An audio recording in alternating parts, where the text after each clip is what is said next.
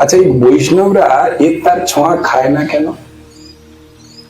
আপনার কার প্রশ্ন থাকতে পারবে নাকি? হ্যাঁ, দেখেছেন? তাহলে বলেননি কেন? তাহলে বৈষ্ণবরা এর তার ছোঁয়া খায় না কেন? কেন? আচ্ছা, এবার আপনাদের প্রশ্ন করছি আমি। আপনাদের কোন পেশেন্ট যদি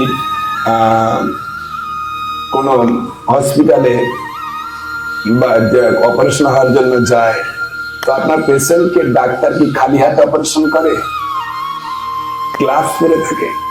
তাহলে সেটা আপনার পেশেন্টকে ছুঁচ্ছে না। তাহলে আপনি কি ডাক্তারখানা বন্ধ করে দেন? না, ওই ডাক্তার আমাদের পেশেন্টকে ছুঁচ্ছে না, গ্লাভস পরে আছে, আমাদেরকে পেশেন্টকে ঘৃণা করছে, যাবো না ওখানে, বলেছেন কোনোদিন? না। তাহলে এক্ষেত্রে কেন? দেখুন, আপনার পেশেন্ট ডাক্তারের প্রিয়, তার শত্রু নয়, কিন্তু পেশেন্টের ভেতরে যে রোগ জীবাণুগুলো আছে না, ওগুলো ডাক্তারকে ছাড়বে না। আপনার পেশেন্ট ডাক্তার কিছু বলবে না, কিন্তু আপনার পেশেন্টের ভেতরে যে রোগ জীবাণুগুলো আছে সেগুলো ডাক্তারকেও ছাড়বে না, তারও ক্ষতি করতে পারে। সেটার ক্ষতি না হওয়ার জন্য ওই প্রোটেকশনটা নিতে পারে নাকি? আমার কথা কি বুঝতে পারছেন? ঠিক তেমনই আপনারা ভালো, কিন্তু আপনারা তো জানেন না, এই যে শাস্ত্রে আছে, যদি কেউ রান্না করে, কি বললাম?